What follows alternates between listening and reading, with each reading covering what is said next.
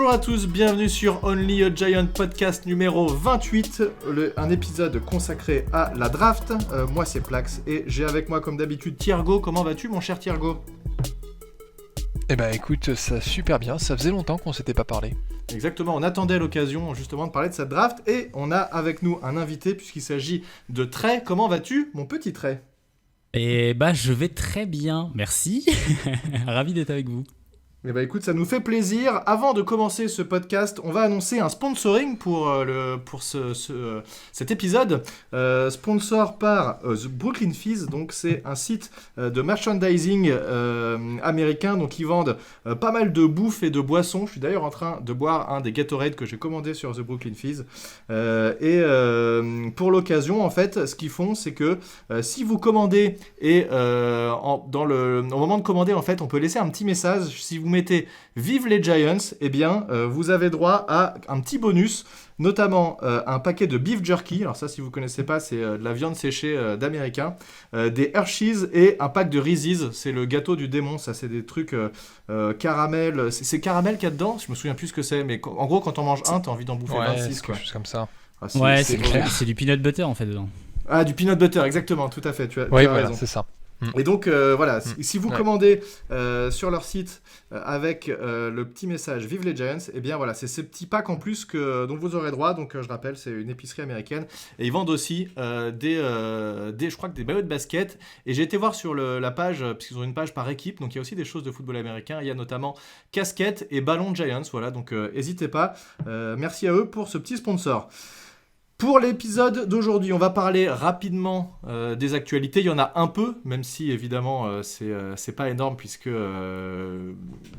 on attend la draft, mais il y en a quand même suffisamment puisqu'en fait on n'a pas fait de podcast depuis un petit peu longtemps. On parlera ensuite de la draft, qu'est-ce qu'on envisage, on se fera une petite mock draft et puis et si on a le temps, ce qui est pas forcément obligatoire, mais si on a le temps, on fera un petit battle entre Thiergo et Trey avec un petit trivia de quelques questions sur les Giants. On verra si on arrive à aller jusque là. Voilà, alors sur les actualités, première actualité messieurs, c'était un truc que j'ai bien aimé, j'avais mis un petit tweet là-dessus. Daniel Jones a fait un camp d'entraînement improvisé en Arizona avec des tight ends, des wide receivers et quelques O-line. Moi mon avis là-dessus, je trouve que c'est bien parce que ça lui permet de prendre un peu de prestance et de montrer que c'est vraiment lui le QB et le patron de cette équipe. Quel est votre avis sur ce petit camp improvisé ?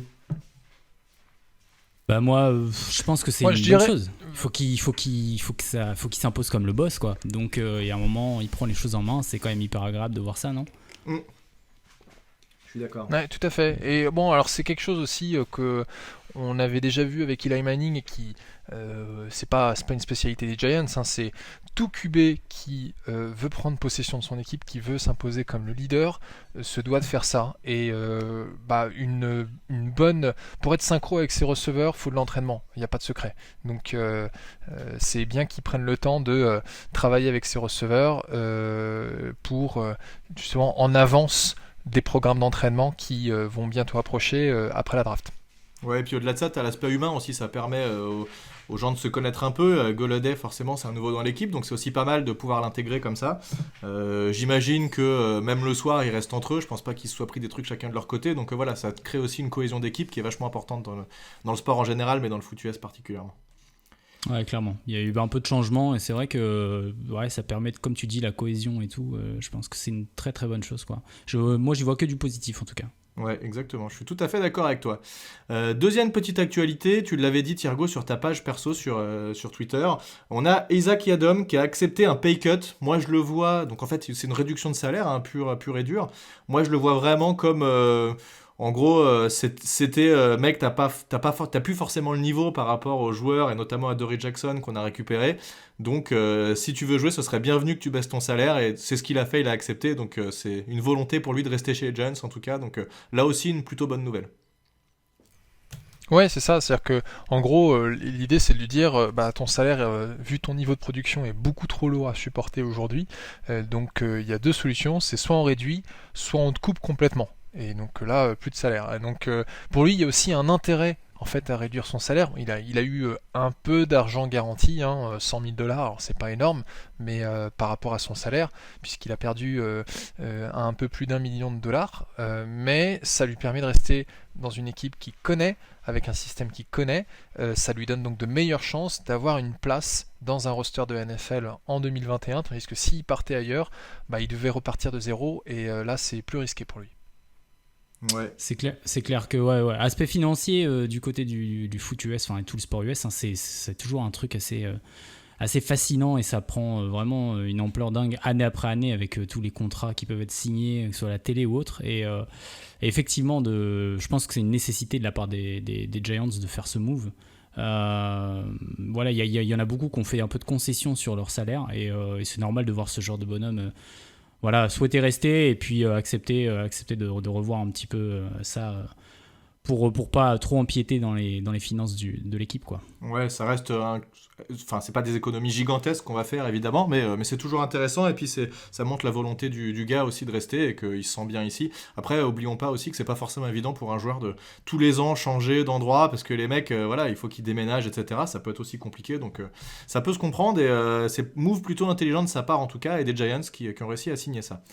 On a eu droit aussi à une petite conférence de presse de John Mara qui s'est exprimé un peu sur tout ce qui s'était passé sur cette intersaison jusque-là, et sur la free agency notamment, et il a donné une information intéressante, c'est qu'il a indiqué qu'il espérait vraiment une augmentation du salary cap l'année prochaine, puisque les Giants ont clairement craqué leur slip sur cette... on s'attendait pas à ça, mais ils ont lâché les dollars, donc forcément cette année l'impact est assez limité, mais sur les années prochaines, ils ont un peu reporté en fait cette charge salariale sur les années suivantes, et donc clairement les Giants espèrent, comme ça doit l'être normalement, une vraie augmentation du salary cap, sinon on risque d'avoir des petits problèmes financiers. Est-ce que tu as un avis là-dessus, Thiergo, toi qui est un spécialiste du salary cap? Alors, je ne sais pas si je suis un véritable spécialiste, il y a des gens qui s'y connaissent bien mieux que moi, mais ce qui est sûr, c'est que l'année 2022, s'il n'y a pas d'augmentation significative, risque d'être très très compliqué, puisque il suffit de regarder les contrats de gars comme James Bradberry, Leonard Williams, ou encore aussi Golladay, qui vont peser très très lourd en 2022. Et puis il faut aussi tenir compte du fait qu'on va avoir des joueurs très importants à re-signer. Alors je pense que, je sais pas si Saquon Barkley c'est tout de suite l'année prochaine qui devient free agent. À mon avis, en fait, l'année prochaine c'est le moment où on doit décider si on prend son option sur la 5e année ou pas. Donc il faut en effet que le plafond salarial augmente un peu pour qu'on ait plus de marge de manœuvre, parce que sinon on va vite se retrouver bloqué. Ouais, je pense qu'il y a un truc aussi qui va être important, c'est les résultats sportifs. Parce qu'en fait, si tu as donné autant d'argent et que tu as mis autant d'argent sur la table, si derrière tu obtiens un résultat sportif, tu peux peut-être avoir l'ambition d'aller plus loin et du coup peut-être un petit peu plus lâcher les chevaux du coup.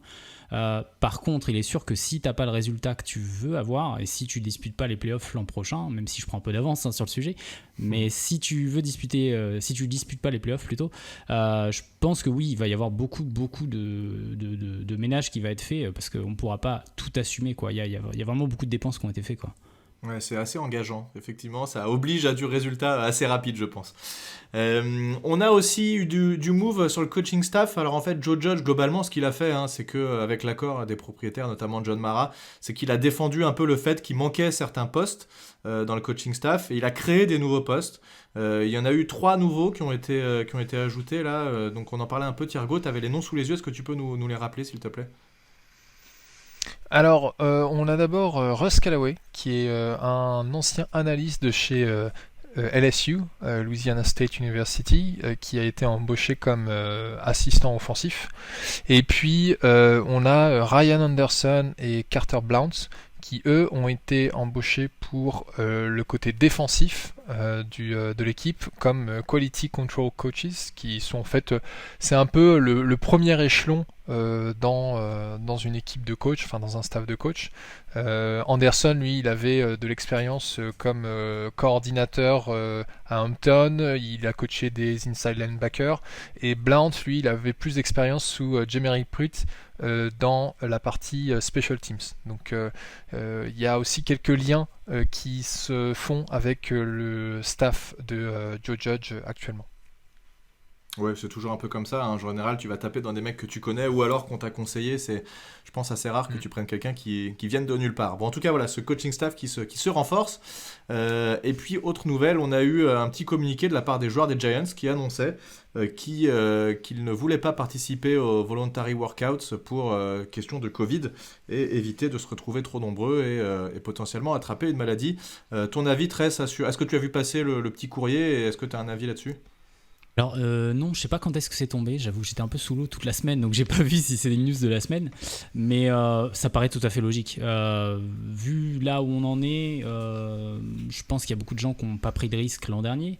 Il y a quand même des joueurs qui ont mis leur carrière en péril, entre guillemets, en se disant non, je prends pas de risque. Et effectivement, je pense que c'est pas une mauvaise chose que de dire bon, on ressaute un peu le pas cette année.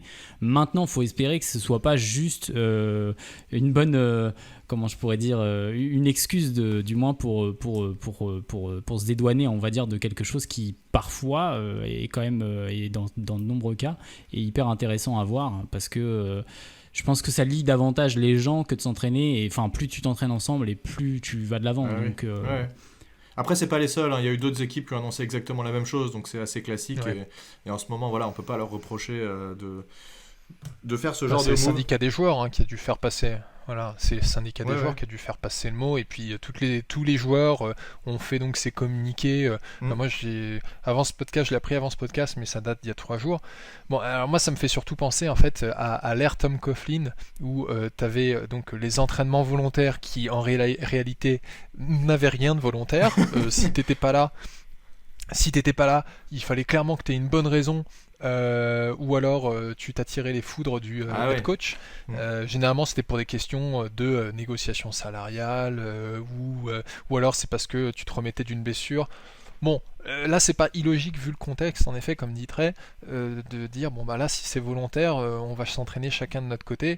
À mon avis on n'aura pas une intersaison comme celle de 2020, en tout cas j'espère, parce que là avec la vaccination au niveau mondial, avec tout ce qui a été mis en place pendant la saison aussi pour permettre aux joueurs de rentrer dans une bulle Covid ou avec des protocoles vachement stricts, à partir du moment où ils sont là pour les entraînements obligatoires et le training camp, ça devrait bien se passer.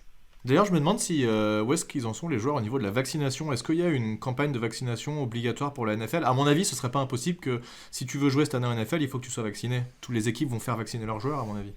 Je sais pas, j'ai pas d'infos sur ça. À mon avis, ça va tomber un peu plus tard, je pense. Je pense que ça tombera durant les training camps et tout. Parce qu'on a vu beaucoup la NBA notamment qui a vachement bougé à ce niveau-là. Et qu'on fait cet effort effectivement de faire vacciner les joueurs.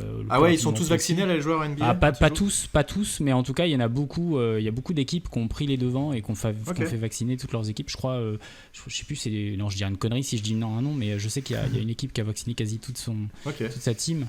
Je pense que c'est une chose logique, c'est une chose logique. Ça me paraît logique, ouais. Tout à fait. Et dernière petite news, donc Thiergo, tu nous disais qu'il y a un DB de renom qui est actuellement en visite chez les Giants et qui pourrait nous rejoindre éventuellement. Ouais, alors je sais pas s'il est toujours en visite chez les Giants à ce moment-là, mais ça date d'il y a 48 heures environ. C'est Jason McCourty qui est connu, qui est le frère de l'autre McCourty, le frère jumeau, dont j'ai oublié le prénom pour le coup. Alors certes, il est pas aussi bon. Ouais, c'est Devin, je crois, Devin McCourty, non ? C'est ça, c'est exactement ça, c'est Devin McCourty. Donc, en tout cas, Jason, lui, il avait fait son début de carrière à Tennessee, et puis après, il a fait un petit passage à New England sur les 3 dernières saisons. Donc, c'est un gars que Joe Judge connaît. Il est plus tout jeune, il a 33 ans, il va en avoir 34 en début de saison. Donc, je me demande en fait si on va lui trouver une place dans l'effectif pour cette année et ce qu'il pourrait apporter. Ouais, eh bien, on verra bien. En tout cas, si jamais ça signe, ça peut éventuellement changer un tout petit peu notre draft, même si on n'a pas l'impression forcément que les corners sont la priorité absolue sur cette draft. Mais eh bien, écoute, ça fait une bonne transition en fait, puisqu'on va pouvoir en parler.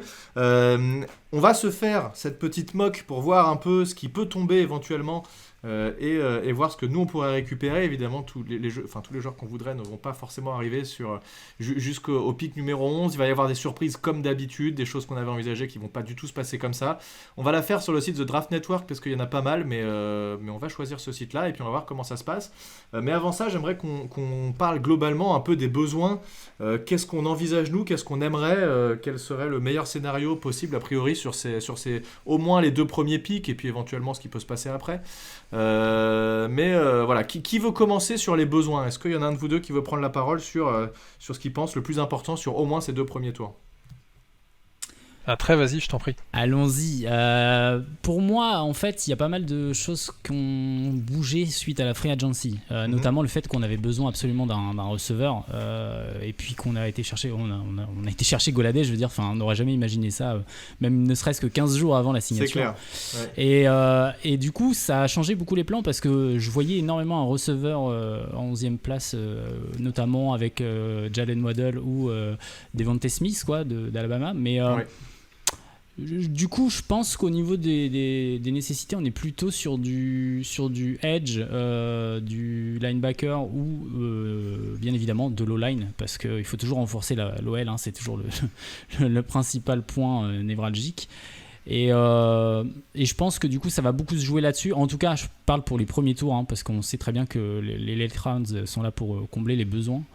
Mais je partirais bien sur un OL edge linebacker et puis un corner éventuellement pour associer ça à l'escouade de DB.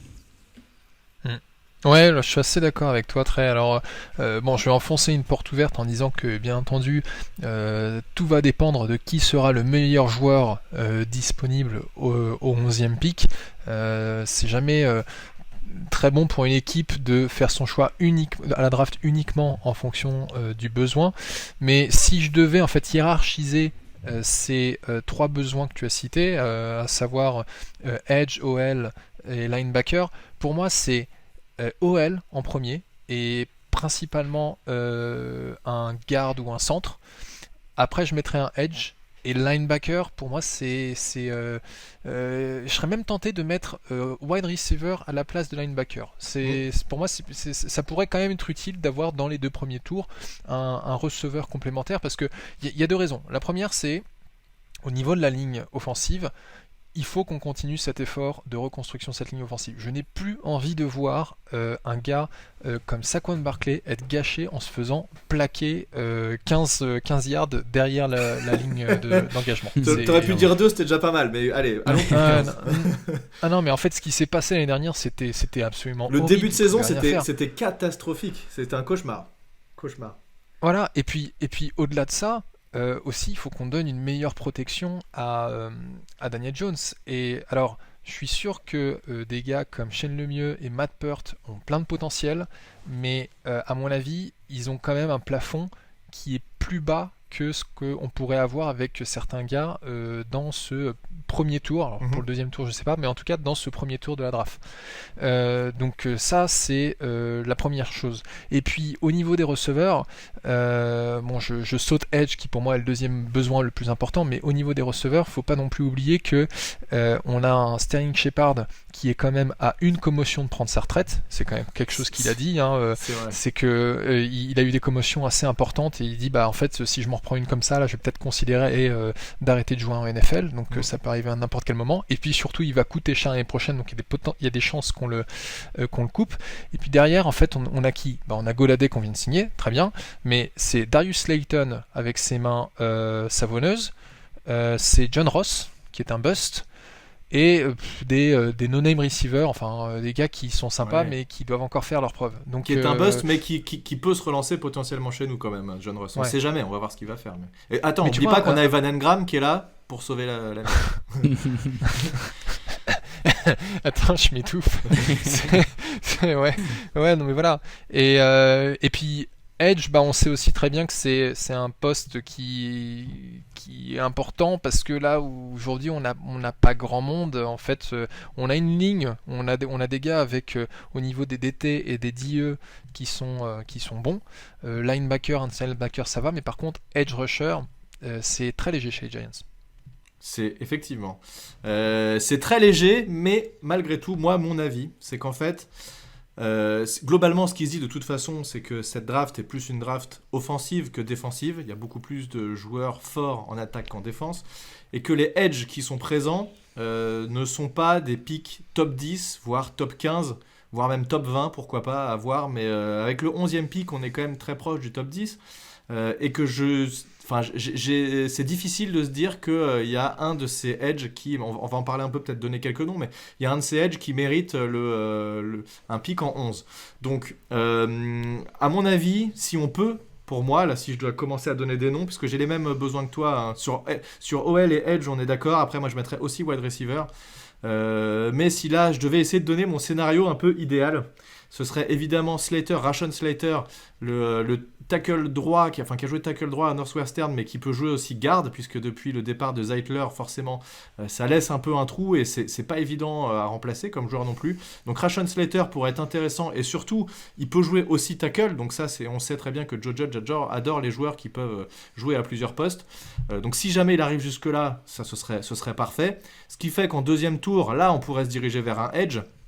Et des edges intéressants, il y en a beaucoup qui sont intéressants. Il n'y a pas un monstre comme on a pu avoir Chase Young l'an dernier, mais il y en a beaucoup qui sont intéressants. Et il y a des joueurs comme Jalen Phillips de Miami qui pourraient éventuellement tomber au second tour, parce que c'est un gars qui a été beaucoup blessé. Et on sait que les équipes NFL ont du mal à forcément se commit sur un joueur qui potentiellement peut continuer à se blesser comme ça dans le reste de sa carrière. Ou des mecs comme Joe Tryon qui sont aussi ultra intéressants et qui pourraient potentiellement être là en deuxième tour. Pourquoi pas même Grégory Rousseau, pas dit qu'il parte en premier tour non plus, donc voilà, ça c'est un mec que j'aime moins mais qui pourrait être aussi disponible. Et en wide receiver, il y a aussi des joueurs intéressants pour le second tour également, notamment un mec auquel je pense, c'est Kadarius Toney des Gators, que je trouve ultra intéressant, ou alors Rondale Moore de Purdue. C'est deux mecs que j'ai regardé pas mal en vidéo, puisque alors, on n'a pas le temps de regarder tous les joueurs en vidéo évidemment, mais ça c'est deux gars qui sont extrêmement intéressants pour moi pour deux choses, parce que d'une, il ne drop pas. On a Rondale Moore de Purdue, il a 0 drop sur 2019 et 2020 je crois, et Kadarius Toney qui a uniquement 3 drops dans toute sa carrière universitaire, il me semble, si je dis pas de bêtises, je sais plus si c'est sur les 2 dernières années ou sur toute sa carrière universitaire. Et à côté de ça, c'est des mecs qui sont ultra rapides, qui peuvent faire des stop and go et des double moves vraiment incroyables, et ils sont en anglais ils disent electrifying, je sais pas trop comment on peut traduire ça en français, mais voilà. Électrifiant, électrisant, je sais pas si ça veut dire quelque chose. En tout cas, voilà, c'est le genre de mecs qui peuvent, un peu comme Saquon Barkley, ils ont rien devant eux, mais qui vont créer un jeu de malade. Donc ça, c'est deux mecs qui pourraient éventuellement tomber au deuxième tour. Donc voilà, ça, ce serait un peu le scénario idéal pour moi. Ce serait OL au premier tour et edge ou wide receiver au deuxième tour en fonction de qui est disponible. Je sais pas là si vous devez essayer d'imaginer votre un peu scénario idéal. Trey, on va commencer par toi. Ouais, moi en fait je pars plutôt sur le principe, et c'est marrant parce que Thiergo a soulevé le point tout à l'heure, c'est des fois il n'y a pas forcément que le besoin qui rentre en compte, c'est-à-dire que tu peux trouver un playmaker qui va pas forcément rentrer dans le besoin que tu as, mais par contre si tu peux l'avoir, tu le prends quoi. Donc il y a un nom que j'adore et qu'on ne verra jamais tomber au 11e tour, qui est le tight end Kyle Pitts, hein, bien entendu. Oui. J'en rêve la nuit, mais ça n'arrivera pas. Et pour moi après il y a deux autres noms qui sont intéressants. Il y a le cornerback qui pourtant ce serait pas un de nos besoins primaires, mais Patrick Surtain-2 du coup, qui a un profil ultra intéressant d'Alabama du coup, et qui pourrait, franchement, je pense que si on ajoutait ça à notre escouade de DB, je pense que le passing offensif adverse serait vraiment voilà, on éteindrait beaucoup d'offense à mon avis. Après du nom, voilà, il y aurait Penei Sewell, l'OL, mais lui il partira tombera jamais, top 5 largement. Et puis Rashawn Slater, tu l'as dit. Rashawn Slater que beaucoup voient aussi en tackle plus qu'en guard, donc si on a une nécessité plus à l'intérieur qu'à l'extérieur, c'est un peu différent. Enfin c'est voilà, il y a pas mal d'analystes qui disent que même s'il jouait tackle, en fait, en NFL, il serait plutôt garde, notamment à cause a priori des bras un peu courts ou ce genre de choses, un physique qui lui aurait mieux en tant que garde. Ouais, c'est ce que j'ai vu aussi, effectivement. Donc c'est pour ça que ça pourrait être intéressant à ce niveau-là. Mais j'ai également du mal à le voir dans le top 10, très honnêtement. Enfin, hors du top 10, pardon. Dans pas mal de mock draft qu'on a vu récemment, il partait toujours dans le top 10, justement. Ouais, je suis pas du tout étonné. Donc, en dehors de ces noms-là, après, pour moi, on a Micah Parsons, qui est linebacker à Penn State, qui peut jouer edge. A priori, on a le coach pour lui, puisque Sean Spencer le connaît, du coup. Donc, il y a une liaison qui fait que ça peut être intéressant d'aller chercher un mec comme lui, qui remplirait un besoin, que ce soit autant au linebacker que sur le edge. Et voilà. Après, j'ai une autre théorie. Alors, hormis Jalen Waddle en receveur, j'ai fait beaucoup de recherches sur le premier tour, mais hormis Jalen Waddle, que j'aime beaucoup, qui pourrait être intéressant par son petit gabarit extrêmement vif et rapide, j'aurais une stratégie, moi, qui conviendrait de dire, si on ne pourrait pas avoir un de ces joueurs que je viens de citer, ça serait de trade down, en fait, de quelques places, de descendre entre 18 et 24 pour aller chercher un edge type Kutipai, Aziz Ojulari ou Jason Howard. Mais apparemment, Gettleman, c'est vraiment pas son truc. Ouais, c'est clair. Hein, mais qui voudrait trade avec nous, tu penses parce que c'est bien de trade down, mais il faut quelqu'un pour le faire. Là, c'est plus compliqué. Est-ce qu'il y a vraiment une équipe qui se dirait, il faut que j'aille chercher une équipe qui a besoin d'un QB, peut-être un QB de seconde zone? Enfin, seconde zone. Les Eagles, ils ont l'air de bien aimer en ce moment de monter descendre. C'est tiens, je vais perdre un match exprès pour me retrouver dans le top 10, et puis en fait je sors du top 10 et puis j'y retourne et puis en fait je drafte pas. Enfin bon, je comprends plus rien ce qu'ils font les Eagles. Bon, après, blague à part, c'est sûr qu'ils ont récupéré des pics supplémentaires en faisant un trade back. C'est que je l'ai aussi un peu toujours mauvaise qu'ils aient perdu exprès. Le rageux. Non mais voilà quoi. Non mais après c'est vrai. Il faut avoir quelqu'un qui a envie de monter. Après ça dépend. Il y a quelques équipes. Nombre. Ouais, et ça dépend aussi du nombre de quarterbacks qui sont draftés dans le top 5, top 10, parce que ça se trouve, si on a encore des quarterbacks du premier tour qui sont intéressants au top 11, on aura peut-être une équipe de la deuxième partie du tableau, donc c'est-à-dire au-dessus du 16e pick, qui va vouloir avancer un peu pour récupérer ce gars-là, qui sait. Enfin, c'est un scénario envisageable. Pour moi, il y a des équipes comme Washington ou les Bears même qui sont 19 et 20 qui pourraient très bien décider de monter pour un joueur.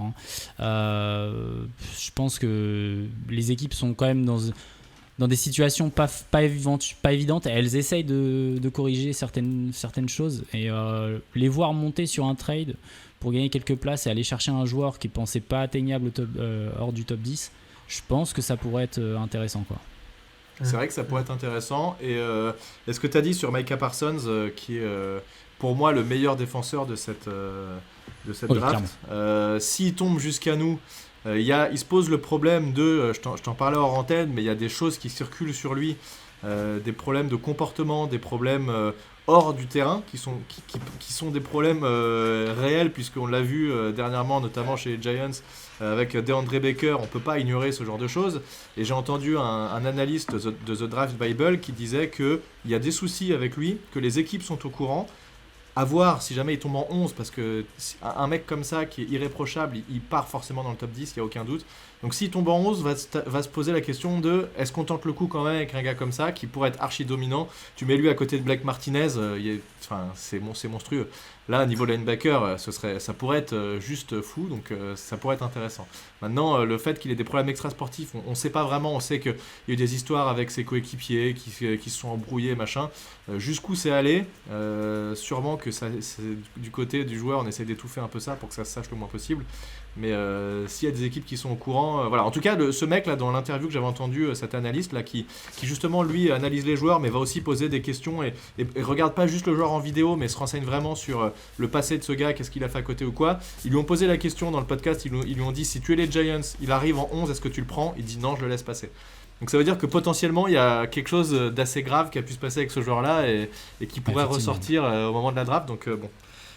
Voilà. Est-ce que tu acceptes de prendre ce risque-là ou pas? Ça peut valoir le coup et tu peux aussi te planter. Voilà. Comme je te disais, si jamais tu le prends pas en te disant je connais des choses sur lui, je préfère ne pas le prendre, et puis que le mec devient un monstre absolu, tu passes pour un con pour l'avoir laissé passer, quoi. Donc, après, comme on dit, tu sais, des fois selon la situation, là on sait aussi qu'il y a le coach qui le connaît, il s'apprécie a priori. Exactement.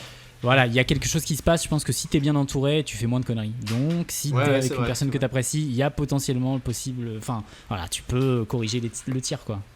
Ouais. Alors, si je comprends bien, Sean Spencer, c'était pas forcément le coach de position de Micah Parsons, mais ils se connaissent, quoi. Ils se connaissent. Et puis, en fait, je pense qu'il faut aussi tenir compte du charisme de Joe Judge. Alors sans vouloir en faire des tonnes sur Joe Judge, mais quand on voit à quel point tous les joueurs l'année dernière ont adhéré à sa mentalité, à ce qu'il a voulu faire avec cette équipe, et ça se ressentait sur le terrain qu'en fait que ces gars voulaient se battre pour leur coach, bah, c'était énorme. Et en fait, moi je fais beaucoup plus confiance à un gars comme Joe Judge et son staff pour cadrer un gars qui a quelques soucis en dehors du terrain, même si on préfère tout le temps avoir des prospects qui sont aussi propres que possible. On sait bien qu'il n'y a pas que des enfants de cœur dans le monde du football.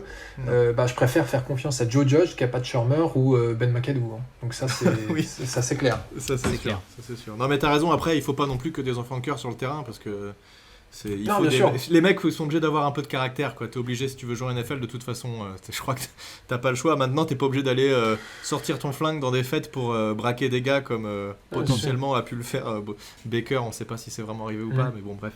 En tout cas, voilà, on veut quand même des mecs qui savent un minimum se tenir. Et d'ailleurs, depuis que Joe Judge est là, j'ai l'impression que ça fait partie des choses très importantes. Et on va en pâtir cette année, puisque les équipes peuvent pas vraiment rencontrer les joueurs comme ça a pu être le cas sur la draft de l'an dernier. Donc ça, malheureusement, il y a des joueurs, à part les avoir vus en vidéo, ça va être dur d'avoir des informations sur eux, quoi. Donc c'est pour ça que des joueurs que tu connais bien, du coup tu vas plus facilement te pencher dessus. Ouais, c'est vrai, tout à fait, je suis d'accord avec toi. Et il y avait une interview de Micah Parsons où il disait qu'il connaissait bien ce coach, qu'il l'adorait, que ça lui ferait plaisir de le retrouver, etc. Donc oui, il y a une petite connexion qui existe en tout cas. Juste si on regarde les équipes qui sont avant nous, c'est possible, et en fait c'est là où je dis qu'il peut se passer un peu n'importe quoi dans cette draft, c'est qu'il y en a beaucoup qui ont l'air d'avoir besoin d'un QB. En premier, on a les trois premières, c'est Jaguars, Jets et 49ers. Les trois premières équipes a priori prennent un QB normalement, donc Trevor Lawrence, Zach Wilson et Justin Fields, peu importe dans quel ordre, mais c'est très possible que ces trois joueurs-là partent en tout premier. Alors pour les Niners, on parlait de Mac Jones. C'est ça, on n'en sait rien, ça peut être Mac Jones aussi, ouais, tout à fait, effectivement. Juste derrière, tu as les Falcons, alors qui pourraient potentiellement prendre un QB aussi, puisque leur QB actuel devient un petit peu vieux. Je sais pas quand est-ce qu'il prend sa retraite, dans 2-3 ans peut-être, mais Ryan, il est pas tout jeune, hein, Ryan. Donc faut voir ce qui se passe, mais a priori peut-être ou Kyle Pitts, sinon si on estime que Ryan a encore des années devant lui. Pour moi, Bengals, c'est sûr.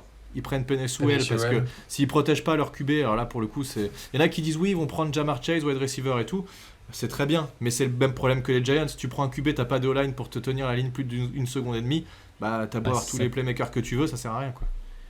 Non, jamais fait. Donc voilà. Ensuite Dolphins, a priori c'est Jamar Chase s'ils font confiance à Tua, ce qui est peut-être pas encore là ultra évident, il peut y avoir des surprises. Lions, on dit quoi, QB peut-être? Bah non, ils viennent de trader Matt Stafford pour récupérer un ancien premier tour qui est Jared Goff. Mais est-ce que tu fais vraiment confiance à Jared Goff si tu as un QB que tu aimes bien qui tombe jusqu'à toi? Moi, Jared Goff, c'est pas le QB qui me fait rêver. En vrai, mais dans ce cas-là, ça servait à rien de prendre Jared Goff. Ouais, si t'as pas Trevor Lawrence en fait ou Justin Fields, pourquoi tu vois ce que je veux dire? Enfin, franchement, t'as. Ouais, mais si t'es persuadé, regarde, comme nous on était persuadés que Daniel Jones c'était le QB qu'il fallait. Si t'en as qui sont persuadés que Trey Lance par exemple c'est le QB qu'il leur faut.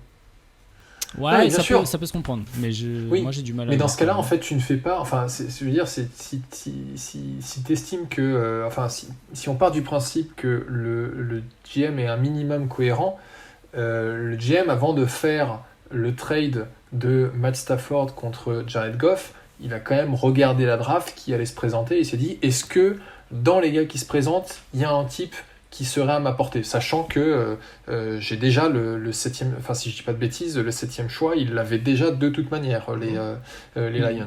Ouais. Donc à partir du moment où ils ont identifié une cible et qu'ils se disent ouais, en fait on a peut-être plus de chances à prendre un gars dans cette draft plutôt que de prendre un ancien premier tour qui a un peu busté, tu vas pas faire un trade. C'est comme si on avait fait un trade pour se débarrasser d'Eli Manning pour ensuite prendre Daniel Jones, ça n'aurait eu aucun sens. Donc pour moi, si les GM des Lions est cohérent, je connais pas du tout son style, mais je ne prendrai pas de QB cette année en me disant j'essaie avec Jared Goff, je vais renforcer l'équipe ailleurs, et puis si ça marche pas, je dégagerai Jared Goff, et l'année suivante je prendrai un QB. Enfin, ça se trouve ils ont peut-être pas de choix de premier tour l'année suivante. Moi personnellement je pense que Matthew Stafford est meilleur que Jared Goff, hein. C'est clairement pas les Lions qui sont gagnants de ce trade. Après ils ont dû avoir des... j'ai pas les détails, tiens, mais ils ont dû récupérer des tours de draft en plus. Attends, je cherche. Il faut regarder. Bref, en tout cas, juste pour dire que dans les équipes qui sont derrière, potentiellement, là, c'est plus difficile que les 3 premières où on sait qu'ils vont prendre des QB normalement. Mais Lions, pourquoi pas, ça pourrait. J'ai pas dit que ça va arriver, mais ça pourrait. Les Panthers, on en parlait juste avant en off. S'ils n'ont pas vraiment confiance aussi dans leur QB, ça pourrait potentiellement. Les Broncos, je suis pas sûr qu'ils aient ultra confiance dans leur QB non plus, qui était rookie l'an dernier. Il faut voir si ça se fait ou pas. Les Cowboys, bon, eux pour le coup, là on sait que eux n'auront pas besoin de QB, mais ils sont vraiment mauvais en défense. Ils ont absolument besoin de corner. Donc là, tu parlais de Surtain, à mon avis. C'est là qu'il va tomber. À moins que les Cowboys, il y ait Rashawn Slater qui soit tombé jusque-là et que les Cowboys se disent tiens, on est super content, on va le prendre juste devant les Giants parce qu'on savait très bien que c'est celui qu'ils voulaient. Et puis voilà. Donc, après, j'ai beaucoup vu aussi pour Dallas, j'ai beaucoup vu le corner JC Horn. Au cas où Surtain serait déjà parti devant. Ouais. Jesse Horn, mais en fait c'est pareil, on a du mal à savoir quel est le meilleur corner de cette draft et on va avoir des surprises. Il y a toujours des surprises. Rappelez-vous l'an dernier, les Raiders qui prennent un receveur en premier et qui prennent pas du tout ceux qui étaient attendus. Donc c'est très possible que dans les corners aussi, ils aillent prendre Jesse Horn de USC Carolina. Qui pour certains est le meilleur corner de cette draft. Donc on entend tout et n'importe quoi, il y a du bluff de partout, c'est extrêmement dur à ce niveau-là de savoir qui va faire quoi. Des équipes qui te choquent sur un choix qu'ils pensaient pas possible en fait à ce moment-là, et ils se disent bah non, en fait on va pas le prendre parce que comme on pensait qu'il allait pas arriver là, on l'a pas scout, donc on connaît pas le joueur, donc on a aucun intérêt à le prendre. Mais alors ça veut dire que les mecs sont pas préparés. En tout cas j'espère que ça arrivera plus aux Giants parce que c'est des choses qui ont pu arriver à mon avis chez les Giants quand ils prennent Eli Apple en mode on sait plus qui prendre, on sait pas quoi faire. C'est ça. C'est panique totale à bord. Je pense pas qu'avec Joe Judge ce soit permis ce genre de choses là. Ils savent, sur 140 tours, ils savent qui ils vont prendre sur 1 milliard de scénarios différents, je pense. Donc je m'inquiète pas. Et surtout en fait, je pense que les équipes, enfin, j'imagine en tout cas que les équipes doivent au moins scouter tous les, alors pas tous au même niveau, mais évaluer les top 50 ou top 100 candidats à la draft. Parce que c'est sûr, si tu vas pas prendre de QB, tu vas pas passer 3 heures, mais à la limite, tu files à ton stagiaire, tu dis bah tiens, ce gars-là, on est sûr qu'on le prendra pas on n'aura pas l'occasion de le drafter, mais regarde un peu, fais-nous un petit profile sur le gars, histoire qu'on sache au moins ce qu'il vaut, quoi. Parce qu'en fait, je pense aussi que c'est important de connaître justement la valeur, de savoir que Trevor Lawrence, pourquoi est-ce que Trevor Lawrence c'est le number one, les équipes s'y intéressent un peu pour aussi savoir qui d'autre parmi les concurrents pourrait être intéressé pour récupérer tel ou tel pick, avoir donc c'est un joueur, même s'il t'intéresse pas, à mon avis ça doit valoir la peine d'en savoir un peu sur lui pour éventuellement te servir de cette information au soir de la draft. Tout à fait. De toute façon, il faut que tu aies prévu tous les scénarios possibles. Tu peux pas juste te dire j'ai scénario A, scénario B, et puis c'est tout. Et si ça se passe pas comme ça, on verra bien. À mon avis, il faut que tu arrives vraiment archi préparé, quoi. Lui, il est plus dispo, tu coches suivant. Il est plus dispo, tu coches suivant. Et puis au moins en premier tour, tu prends le meilleur joueur. D'ailleurs, ce qui pourrait arriver, tu parlais tout à l'heure de trade de Jalen Waddle, c'est sur beaucoup de scénarios, ce serait lui que les Giants prendraient parce qu'il tomberait jusqu'à nous. On aurait Devonta Smith et Ja'Marr Chase qui seraient déjà partis, mais il resterait Jalen Waddle.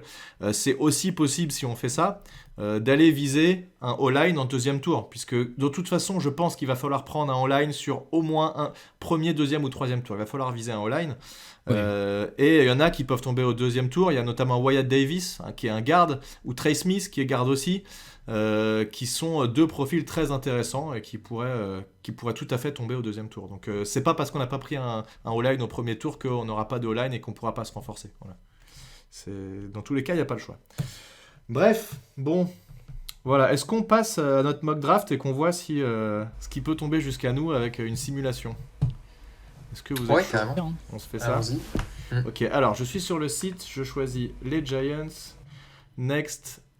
On prend. Alors, il y a deux choix. Il y a Predictive Board ou Player Rankings. Donc, Predictive, c'est plutôt sur ce que les analystes ont estimé. Et Player Ranking, c'est on prend le meilleur joueur disponible. On va rester sur Predictive. C'est ce qui me paraît le plus logique pour s'approcher le plus proche de la réalité. On va mettre 2 tours. Vitesse normale, on s'en fout. Manual, c'est parti. Alors, je vais vous les dire au fur et à mesure. Bon, ça apparaît quand même assez vite. Trevor Lawrence pour les Jaguars, aucun doute. Zach Wilson pour les Jets, c'est ce qu'on avait dit aussi. Ensuite, on a Trey Lance, pour San Francisco, ok, pourquoi pas. Justin Fields pour les Falcons, tu vois, QB, on a 4 QB là sur les 4 premiers tours. Penei Sewell, offensive tackle pour les Bengals en 5e tour. 6e tour, Ja'Marr Chase, wide receiver. Les Lions, Patrick Surtain, ok, en cornerback. Rashawn Slater, merde, en 8 chez les Panthers. JC Horn chez les Broncos, 9e tour. 10e tour en edge chez les Cowboys qui prennent Jalen Phillips, qui est pour pas mal de monde. Jalen Phillips, même s'il a beaucoup de blessures, ça reste le edge numéro 1 de cette draft, hein, donc c'est très possible. Voilà, donc qu'est-ce qui nous reste? Bah, tu sais quoi? Mais quel c'est pas parti. Mais c'est une dinguerie.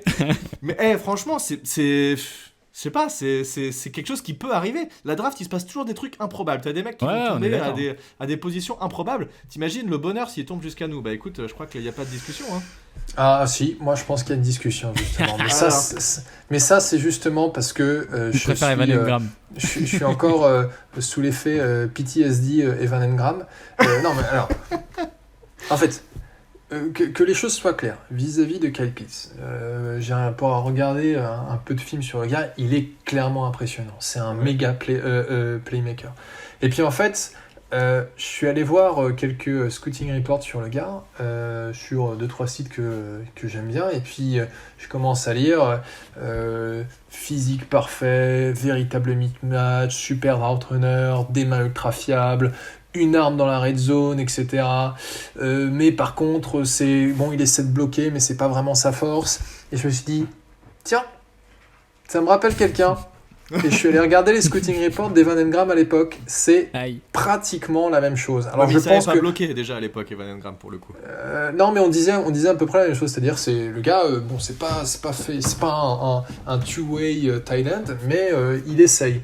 Et alors, ça veut pas dire comparaison n'est pas raison, hein, bien entendu. Mais en fait, quand j'ai vu ça, je me suis dit je suis pas sûr qu'un tight end avec le 11e choix de la draft soit forcément la meilleure. C'est-à-dire que pour moi, si Kyle Pitts, on disait c'est un super bloqueur en plus d'être un sacré receveur, j'aurais dit carrément. Mais là, le fait qu'il soit pas un bon bloqueur, ça m'inquiète un peu. Il est pas un bon bloqueur, Kyle Pitts? Bah c'est pas le meilleur. C'est ce que j'ai lu. Après, je veux dire que je suis pas forcément la référence. Pour moi, c'est pas au niveau d'Engram quand même. Hein. Ouais. Non, je pense pas. Là, c'est pas possible. Alors du coup, il nous reste Kyle Pitts, il y a Jalen Waddle qui est dispo, il y a Devonta Smith qui est dispo, Christian Darrisaw en offensive tackle, on n'a pas parlé, même si tackle a priori c'est pas ce dont on a besoin en premier, mais on pourrait imaginer avoir un tackle et refondre un peu notre ligne. Mais on a aussi Micah Parsons qui est disponible, linebacker. Voilà, donc ce serait... qu'est-ce qu'on fait avec ce truc? Moi, je prendrais Kyle Pitts automatiquement. Si Trey est d'accord, on est 2 contre 1, malheureusement. Moi, je prendrais Kyle Pitts, mais après, les Giants, ils peuvent faire l'équipe qui choke et qui va aller chercher Micah Parsons quand même. Mais sur le principe... Moi, ce serait pas Micah Parsons, mon choix à la place de Kyle Pitts. Ce serait plutôt Jalen Waddle. Mais vas-y, je te laisse continuer sur... Jalen Waddle, très bon profil, je suis d'accord. Mais je pense que le truc, c'est que tu vois, si tu regardes un peu les joueurs qui peuvent arriver dans une équipe et être... directement impliqué et être un playmaker. Enfin, pour moi, il y a Kyle Pitts, il y a Micah Parsons et Jalen Waddle. Ça sera un returner pour commencer, tu vois. Il va faire des snaps, il va jouer des snaps, il n'y a pas de problème. Mais si tu veux prendre quelqu'un qui va avoir un impact dans l'équipe direct, soit tu prends Kyle Pitts et tu te permets derrière de pouvoir trade Engram à qui tu vas trouver une toute petite valeur. Je me rappelle d'une discussion où tu m'avais dit même un fifth, Thiergo. Tranquille quoi, et voilà, t'as Kyle Pitts derrière, t'as Rodolphe et on est ok là-dessus. Ensuite, Micah Parsons parce qu'il peut jouer sur le côté, il peut jouer à l'intérieur, il connaît le coach. je vois pas en fait comment tu peux aller au-delà de toute façon de ces deux-là, ou de ces trois-là avec Jalen Waddle. Effectivement, je ne vois pas prendre un Vera Tucker, on l'a Même dit si tout à l'heure, c'est un Dariso. profil intéressant qui sait aussi jouer à la fois tackle et garde, donc c'est aussi un profil intéressant. Ouais, c'est aussi un profil intéressant, mais je trouve en fait que si tu veux, c'est pas des gars qui. En fait, pour moi, il y a un level en fait en dessous. Tu vois, il y a vraiment un level d'écart et du coup, tu tapes pas dans le même type de joueur en fait à ce niveau-là. Comme si tu me dirais Greg Rousseau par exemple. Bon, je préfère un peu Ojulari peut-être d'ailleurs, mais. Ah oui, Ojulari très bon. Ouais. Mais pour moi, c'est un peu en dessous des noms en fait qu'on vient de citer qui peuvent être des mecs qui vont marquer la NFL de leur empreinte, tu vois, un minimum. Donc. Bon, voilà. Juste question, si jamais les Giants prennent un edge à ce niveau-là ou un outside linebacker, tu préférais qu'ils se dirigent vers qui ? Moi, je vous le donne les miens. En premier, ce serait Kwity Paye, qui pour moi est un vrai edge, plus qu'un outside linebacker, et qui est le meilleur à ce niveau-là, le plus complet, on va dire. Et ensuite, ce serait Ojulari, justement, que je mettrais en deuxième, si on devait prendre en 11. Mais ça me paraît surdrafté aussi, à ce niveau-là. Ouais, c'est peut-être un peu surdrafté, Ojulari. Mais moi, en fait, non, je prendrais Micah Parsons. parce que comme je l'ai dit, d'accord. Ouais, tu vois, non, mais comme. Ah oui, s'il est pas là, tu disais, pardon. Mais s'il est pas là, Kwity Paye, allez. En edge, ouais. Okay. À ce niveau-là. Il y a un joueur dont vous avez pas parlé. Peut-être parce que justement vous estimez que à ce stade-là, c'est beaucoup trop tôt. Moi, je saurais pas vous dire. Mais j'ai vu en fait un YouTuber qui analysait ces vidéos. C'est un gars de Notre-Dame qui est linebacker, qui a été capable qui est très très bon en couverture, y compris de receveur. Il a notamment couvert Davonta Smith contre quand Notre-Dame jouait contre Alabama. C'est Jeremiah Owusu-Koramoah. Ça a l'air d'être un malade, ce mec. Ça a l'air d'être un ouf. C'est le genre de joueur qui me plaît, ça. Ouais. Et alors c'est pas un edge rusher, clairement. Quand j'ai vu, je suis d'accord, c'est pas un edge rusher comme d'autres gars que vous avez cités, mais en fait ce qui m'a impressionné chez lui, c'est il est partout et il a l'air d'avoir une excellente vision du jeu, quoi. C'est assez impressionnant. Mais surtout, c'est un taré, il cogne comme un malade. Moi j'adore ces mecs-là qui te sèchent des gars, ils les tuent sur place, ça j'adore. Et lui c'est clairement un mec comme ça, et c'est juste ouf. Donc mais il est un peu petit apparemment. Il aurait peut-être plus le gabarit d'un safety que d'un véritable linebacker. Mais est-ce que vous pensez que dans le top 15, ça se joue ? Ou au contraire, c'est clairement trop tôt et c'est plus quelqu'un qui sera drafté en deuxième moitié ? Pas 11, c'est sûr. Si tu veux trade down, comme je le disais tout à l'heure, trade down 18-24 pour aller chercher un edge ou quoi, tu vas avoir du choix déjà. À cette position, dans cette position-là, tu vas avoir du choix. Et tu peux t'offrir le choix de te payer ce gars-là. Parce que, effectivement, ça serait peut-être plus haut que ce que certains l'auraient vu. Mais je pense que ça fait moins. Tu vois, tu arrives à gagner un asset supplémentaire en fait si tu fais ça. Parce que c'est sûr qu'il tombera jamais en 11. Donc, Mais à mon avis, si je le tourne comme ça, si les Giants savent absolument qu'ils veulent un défenseur, trade down c'est une très bonne idée parce qu'il y aura des bons défenseurs qui comme on l'a dit, c'est plus une draft d'attaque. Donc il restera des très bons défenseurs même si tu descends vers les pics à peu près 20. Voilà. Et on n'a pas parlé... Dans les joueurs qui sont déjà partis, enfin là, dans les joueurs qui sont disponibles dans cette mock draft, est-ce que je crois que tu as parlé de Jesse Horn qui a été pris, mais Patrick Surtain n'a pas été pris par les Lions. Ouais. Ah, donc les deux top cornerbacks ont déjà été pris dans cette hypothèse. Ok, donc on se pose pas la question de savoir si... mais justement, si en fait les joueurs... Admettons que Waddle, Slater, Pitts... et même Parsons ne soit plus disponible, mais qu'on ait le choix entre J.C. Horn et Patrick Surtain. Est-ce que ça vaudrait le coup de prendre un cornerback, sachant qu'on a quand même pas mal investi à travers la free agency en cornerback ? Je pense pas. Pas pour moi en tout cas. Ouais, c'est vrai je suis plutôt d'accord avec vous, mais pour moi après un Patrick Surtain, il me paraît tellement fort après, mais c'est peut-être c'est toujours pareil. On a un avis tous sur les des ans, joueurs. On a vu tous les ans, tu surestimes des joueurs. C'est ça. Donc c'est pour ça que j'aimerais pas être à la place du front office dans ce cas-là. Non, mais par contre je reviens sur les edge. Il y a un joueur qu'on n'a pas cité dans les edge parce qu'on disait de pouvoir descendre, etc. Et on parlait de Kwity Paye, de Ojulari, voilà. Il y a aussi Jason Howie du coup de Penn State. On a parlé en off tout à l'heure, mais je pense aussi que ce gars a un bon potentiel. Il y a la liaison Penn State Giants encore une fois avec le coach qui peut éventuellement servir. C'est peut-être pas au niveau de Micah Parsons, mais ce mec-là, en fait, ce que je veux dire, c'est que voilà, si en trade down, il y a moyen, comme tu le disais, de trouver un bon défenseur. Il y a vraiment des super défenseurs, quoi. Ça, c'est clair. Moi, j'aime pas parce que, en fait, juste un truc, il fait 0 sac en 2020 et pour moi, c'est un tout petit peu inquiétant. Ouais. Maintenant, bon, c'est sûr que ça a l'air d'être un monstre physique. Il a couru le 40 yards en 1 seconde 4. Enfin, je sais plus combien c'est, mais c'était un temps absolument record. Donc, le mec est clairement. Peut-être que, tu vois, si le coaching staff a confiance qu'ils vont pouvoir le former au niveau NFL, ça peut le faire. Il reste à chaque fois dans les joueurs qui font partie des meilleurs edge, mais il n'est pas dans les top 2-3 à chaque fois. Il va être plutôt 4-5. Donc voilà, moi je prendrais pas lui, mais il y en a suffisamment d'intéressants quand même. Donc, ouais. Et puis on a. Donc là, on partirait plutôt quand même vers de tout ce qu'on s'est dit, c'est dans le scénario qu'on a face à nous, ce serait plutôt Kyle Pitts, le meilleur choix avec à cette position-là. Ouais, écoute, on prend Kyle Pitts, ouais. On y va, je clique, et puis on va voir ce qui se passe pour la suite. Alors après, Christian Darisso, Vera Tucker. Si tu prends pas Kyle Pitts, les Patriots qui prennent Jalen Waddle, Micah Parsons il va en numéro 17 chez les Raiders, alors ça c'est le truc classique, les Raiders qui prennent un linebacker. Kwity Paye en edge en 18 chez les Dolphins. Enfin, les Dolphins ils ont 1 milliard de tours de draft, c'est abusé. Tevin Jenkins offensive tackle chez Washington. Devonta Smith qui part qu'en 20e chez les Bears. Ensuite, on a pas mal de trucs. Qu'est-ce qu'on a après ? Alors, attends, je vous dis. Randall Moore, le wide receiver dont j'ai parlé, qui a été pris. Terrace Marshall, le wide receiver, qui a été pris aussi juste devant nous. Et donc, je vous donne quelques noms qui restent. Il reste plus grand monde que je connais, mais il en reste un que je vais vous donner. Il reste Samuel Cosmi, offensive tackle. Un mec dont j'ai pas spécialement entendu parler, Liam Eichenberg, offensive tackle de Notre-Dame. Qu'est-ce qui est intéressant aussi ? Il y a Joe Tryon, dont je vous ai parlé, de Washington, le Edge, Joe Tryon, qui est là. Et il y a surtout Wyatt Davis, O-line, garde, qui est dispo. Donc pour moi, le choix est fait, c'est Wyatt Davis. Il y a Ronnie Perkins en Edge, qui est aussi intéressant, qui revient souvent. Grégory Rousseau, qui est toujours présent. Joseph Ossai qui est toujours présent aussi, Joseph Ossai Edge de Texas, donc il y a pas mal de Edge, tu vois. Il y a des bons Edge là.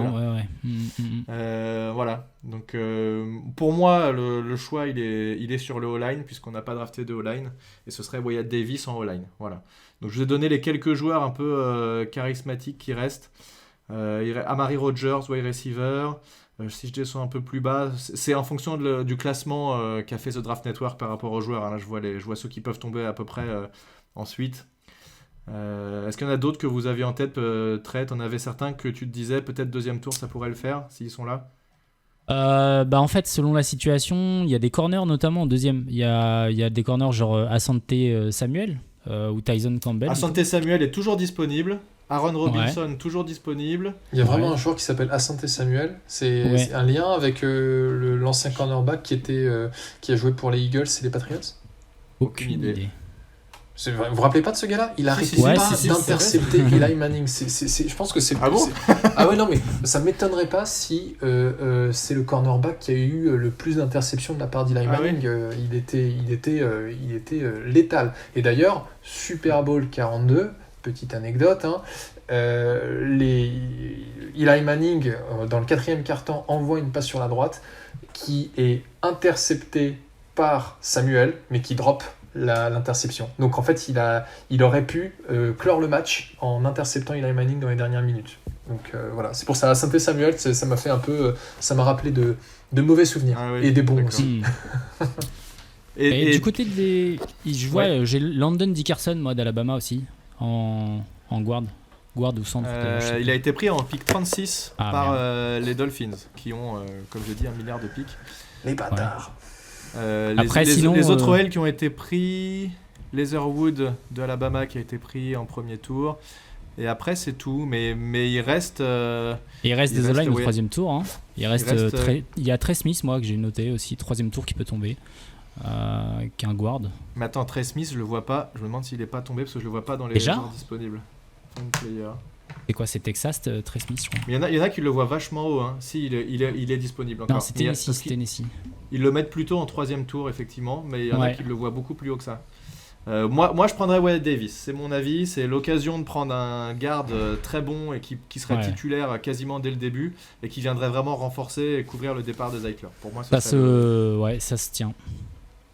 Oui, enfin là mon analyse, elle est, c'est du néant parce que je connais pas les joueurs qui seront disponibles. Okay. J'ai entendu parler de Wyatt Davis, justement, en tant que lineman, qui disait que t'as des mock drafts qui le placent plutôt en fin de premier tour, début de second tour, donc c'est pas déconnant, et ça rejoint ce qu'on s'est dit tout à l'heure, hein, c'est que la ligne, c'est dans nos besoins prioritaires, donc si c'est le meilleur joueur disponible à ce moment-là, allons-y. Ouais, pour moi, ce serait le meilleur all-line disponible en tout cas. Et de ce que disent les reportings, c'est qu'en fait, en 1v1, il perd jamais, il se fait jamais avoir et il tient extrêmement bien, notamment en passe protection.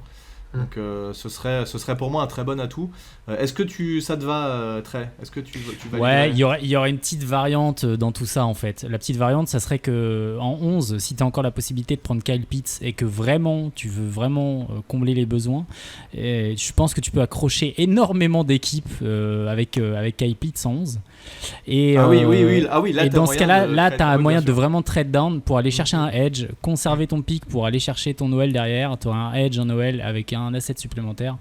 Et je pense que derrière, au 3e tour, tu as des corners qui sont intéressants, genre Melifonwu, genre Wade, Joseph. J'en ai noté plusieurs comme ça parce que je me doute bien qu'on ne pourra pas prendre de corner dans le 1 ou premier ou 2e tour. Pardon. Donc ouais, pour moi, un corner au 3e avec tout ça, et là, là, ça me dirait bien. Mais bon, après, Kyle Pitts, je prends 100% du temps. Bah, là, tu vois, si on fait Kyle Pitts et je vais valider Wyatt Davis, donc là, ce serait notre draft, voilà, suivant cette simulation The Draft Network. Là, c'est du tout bon, je pense. Après, on sait jamais. On croit toujours que le mec est bon, puis finalement, il arrive en NFL, il y a un truc qui va pas, machin. Bref, en tout cas, voilà, ce serait, à mon avis, très intéressant. Voilà. Ouais. Alors j'ai une petite question pour vous, si tu me permets, Plax, parce qu'on a parlé de... J'ai toujours pas compris si c'était Davante ou Davante Smith. Je crois que c'est Devonta Smith. Devonta, ouais. Devonta, je crois. Et bon, pareil, lui, tu regardes ses game tapes, c'est impressionnant ce qu'il est capable de faire, mais ce que j'ai beaucoup lu et entendu sur lui, c'est que c'est vraiment un gabarit tout petit. Et il y avait, j'ai écouté notamment un podcast là un podcast sur les Giants où il parlait de lui, il disait c'est quand même un gars, il a passé 3 ans à Alabama et il a pas réussi à prendre en masse. Donc est-ce que il a vraiment la carrure pour jouer en NFL ? Je voulais savoir ce que vous en pensiez et si ça valait la peine éventuellement de considérer ce joueur-là. Moi personnellement, je trouve ça plutôt rédhibitoire. Comment s'appelle le receveur qui était chez les Jets là qu'ils ont laissé partir, qui était un mec exactement du même gabarit ? Je sais pas. En gros, juste pour te donner son gabarit, Devonta Smith, c'est 1m85, 77 kg, c'est vraiment très très léger. Même Jalen Waddle qui fait 1m78, il fait 83 kg, tu vois. Donc voilà, ça montre que le gars effectivement il est plutôt grand, si tu veux, 1m85, c'est pas petit pour un receveur. Ja'Marr Chase fait la même taille par exemple, mais Ja'Marr Chase il fait 91 kg et Devonta Smith il en fait 77. Donc effectivement c'est léger, mais il a montré que ça pouvait le faire. Enfin, et justement cet exemple Smith, de ce fameux receveur qui joue aux Jets, pardon. Smith c'est pas plus petit que Waddle. Il me semblait, non ? Non, Jalen Waddle, il est tout petit, il fait 1m78. Devonta Smith, il fait 1m85. J'ai dû confondre un truc. Non, il fait 1m78 pour 83 kg et Devonta Smith, il fait 1m85, 77 kg. Mais voilà, donc ce fameux receveur dont je ne me souviens plus le nom a montré que c'était tout à fait possible de jouer avec un gabarit un peu plus léger. Ce qu'il faut, c'est qu'en fait, tu as une constitution qui fait que même si tu es plus léger, parce qu'en fait, léger, ça veut dire quoi ? Ça veut dire que effectivement, tu vas prendre quelques chocs, tu vas pas aller au contact physique tout le temps, mais il compense par le fait que c'est un excellent route runner, il va réussir à se démarquer très souvent, il fait des catchs acrobatiques et il va prendre quelques boîtes, mais si physiquement il est solide et qu'il se blesse pas, ce qui a priori c'est pas un joueur qui se blesse extrêmement souvent, même s'il a été blessé en universitaire, ça peut tout à fait le faire. Mais c'est vrai qu'on a tendance à dire qu'en NFL tu vas te prendre des mecs tellement violents dans la tête que il faut toujours être un peu plus gros. Moi je pense pas que ce soit un énorme problème. Il a réussi à jouer comme ça toute sa carrière. Oui, mais est-ce que en fait au 11e choix, justement, parce qu'on est bien d'accord, ce gars-là il va être drafté probablement dans le premier tour, mais par contre compte tenu justement de ce problème de taille, est-ce que au 11e choix c'est de poids, est-ce que au 11e choix c'est le bon moment pour le drafter, Parce que j'ai l'impression que les gens ont l'air de dire non, c'est plutôt quelqu'un qu'il faut drafter entre 15 et 25, quoi. 15 et 25e choix. Il met 23 TD en 2020, il fait 16 yards par réception. Sa note PFF, c'est 95. Il est à Alabama, quoi. Alabama, c'est vrai. Voilà, en fait, ça me fait penser un peu au débat qu'on avait eu. Alors, ça n'a rien à voir avec les receveurs, mais c'est le débat qu'on avait eu entre Daniel Jones et comment il s'appelle, celui qui était à Ohio State, et Dwayne Haskins, pardon, où on disait Dwayne Haskins il a des stats carrément meilleurs que Daniel Jones, mais Dwayne Haskins il était à Ohio State qui démonte tout sur le terrain, donc c'est beaucoup plus facile de gagner à Ohio State que de gagner à Duke, quoi. Donc, oui, tout à fait. Exact. Non mais t'as raison, c'est vrai que ça rentre en jeu aussi. Et d'ailleurs il y avait le même parallèle avec Tua qui avait 4 receveurs qui sont tous partis au premier tour, donc c'est pareil, tu peux dire un QB quand il a que des bons receveurs, il est méga avantagé par rapport à un Daniel Jones. Clairement. Bon écoute, pour répondre à cette question, on verra. Ouais. Je sais pas, tu voulais rajouter quelque chose très sur ce point-là? Non, si ce n'est que je dois confondre un truc entre les pieds et les mètres. Parce que moi, sur les mesures que j'avais vues, en fin de compte, pour moi, Devontae Smith c'était plus grand que Jalen Waddle. Donc c'est ça. Oui, c'est ça. Ja'Marr Chase, non mais c'est exactement ça. Ja'Marr Chase et Devontae Smith, c'est 6'1", donc c'est 1m85, et Jalen Waddle c'est 5'10". Ouais. C'est ça. Donc 1,78. Tout à fait, c'est exactement ça. Je pense que tu as dit l'inverse très tout à l'heure. Je pense que je me suis... My bad, c'est moi, pardon. Bon, en tout cas, voilà, super mock draft. On récupère 2 joueurs. C'était inespéré qu'on ait ces joueurs qui tombent jusqu'à nous, mais tant mieux. Comme quoi, tout peut se passer, même si ça reste qu'une mock draft. On verra. On va attendre plus beaucoup. On est, au moment où on poste ce podcast, il restera quoi, une semaine et demie avant la draft ? Ouais, une dizaine de jours exactement. Top. C'est ça. Yes. Bon, écoutez, est-ce qu'on a 5 minutes ? Même pas. Je vais vous poser juste 3 petites questions trivia parce que j'ai préparé les petites questions et j'ai envie de vous les faire sur les Giants. Est-ce que ça vous dit qu'on finisse sur ça ? Allez. Ouais. Ok. Alors, j'en ai... Qu'est-ce qu'on gagne ? On gagne. Écoute, faut demander à Brooklyn Fizz s'ils acceptent de vous faire un lot spécifique pour vous, j'en sais rien. Et vive les Giants. Alors, question numéro 1, tiens, celle-là elle est bien. Vous allez pouvoir donner chacun un chiffre, pas besoin de répondre trop vite. Combien de yards à la passe a lancé Eli Manning dans sa carrière ? On va dire à 500 yards près ou à 1000 yards près. Il faut qu'il y en ait un qui se prononce en premier. Il me faut une calculette parce que. Attends. T'as pas le droit de regarder sur internet, hein. Je veux pas entendre. Non, je te promets, je ne regarde pas sur internet, mais disons que je vais faire un peu une moyenne du nombre. Donc on est bien sur le nombre de yards à la passe. Ouais. Allez, on va dire, hop, avec une moyenne. Allez, 55 000 yards. 55 000, et toi tu dis combien, Trey ? J'allais dire 50 000. Ouais, et bien c'est 57 023 yards. Donc, c'est toi le plus près, mais bon. Je suis parti sur une moyenne d'un peu plus de 3600 yards par saison, quoi. C'est parce qu'il a eu des saisons à plus de 4000 et il y a eu toute une période où en fait il était plutôt entre 3000 et 3500. Ouais. Donc ouais. Il est malin ce Thiago. Deuxième question. Alors là, ça peut être de la vitesse, mais il faut encore que vous ayez la réponse. Sinon, vous répondez chacun à votre tour. Qui a réalisé le plus grand nombre d'interceptions pour les Giants depuis 2000 ? Quel défenseur a réalisé le plus d'interceptions depuis les années 2000 ? Ouf. Waouh. Et sachant qu'il est que 10e de l'histoire des Giants, en étant le meilleur depuis 2000. Comment il s'appelait ? C'était pas ce cornerback blanc, Seahorn ? Alors, c'est pas Seahorn. Est-ce que tu en as un qui te vient en tête, près ? Je dirais... c'est plutôt un joueur des années 2010. Oui. C'est là que ça pêche. T'as droit à une deuxième réponse si tu veux, après, Thiago. Moi, j'allais dire Landon Collins, mais non. Non, c'est pas lui. Thiago, t'en as un autre ? Entre le rôle ? Non, pas mal tenté, mais non. Aïe, entre le rôle, j'ai joué. Allez, un dernier pour toi, après je vous donne la réponse. J'en ai un dernier, ouais, aussi. Mais pas sûr. Ah putain, j'ai pu... Non, je vais avoir un trou, là. Ok, c'est pas grave. Je vous le donne, du coup. Vas-y. Tu veux retenter, Thiago, un dernier ? J'allais dire DRC, Dominique Rogers-Cromartie. Non, ouais, lui, il en a fait pas mal les interceptions. Ah, c'était pas bête, ça. C'est pas lui. C'est Corey Webster, avec 20 interceptions.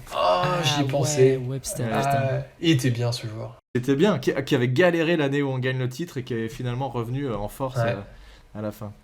Dernière question. Sur les QB ou les running back? On va dire running back. Running back. Quel est le coureur qui a le plus de yards dans l'histoire des Giants?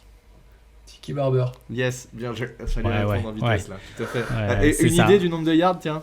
Si tu vas nous faire une moyenne fois le nombre de saisons. Alors du coup, Tiki Barber, c'est un joueur que je connais pas, puisque j'ai commencé à suivre les Giants une fois qu'il avait pris sa retraite. C'était Mr. Fumble à l'époque, c'était horrible. Il faisait péter mais les cartes. je sais pas, 15 000. Ouais, tu dis combien, Trey? Non, je dirais pas autant.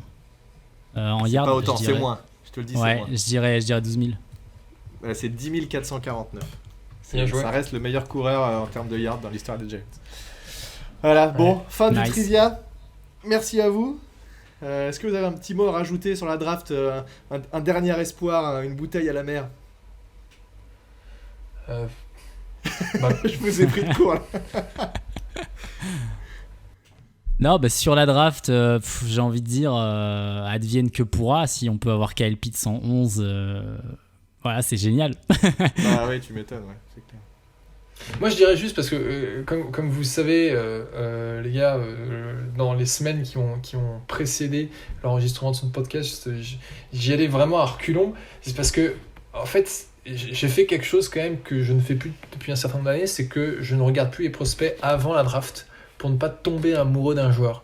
Je suis quand même un peu tombé amoureux de Rashawn Slater et je m'apprête à avoir mon cœur brisé vers le 29 avril parce qu'il y a de fortes chances qu'il soit plus là. Ça c'est le pire. C'est le pire. Donc, quand tu t'attaches à un joueur avant la draft, c'est une connerie. Donc c'est pour ça en fait moi je préfère toujours, et c'est pour ça que du coup je suis aussi un peu chiant parce que tu sais quand les gens disent ouais c'est un bust ou ouais il va tout éclater, et moi je dis bah non en fait on n'en sait rien quoi. C'est juste, personne ne sait rien.